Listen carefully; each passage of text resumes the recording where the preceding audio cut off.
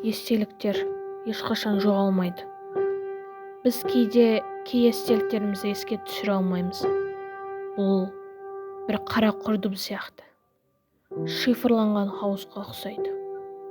Егер қара құрдымға бір зат түссе, ол одан кейін жоғалмайды, сыртқа басқа болып шығады, энергия көзі ретінде.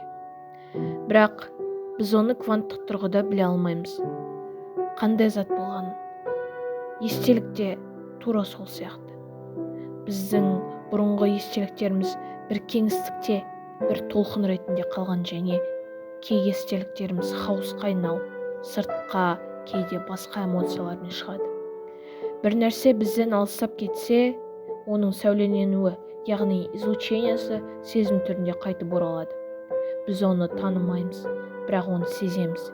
Мысалы, бір ән естіледі, жүрек сезеді, дірілдейді, бірақ неге екенін білмейміз. Бір иісті кей жерден сезіп қаламыз, көңіл босайды, себебін айта алмаймыз.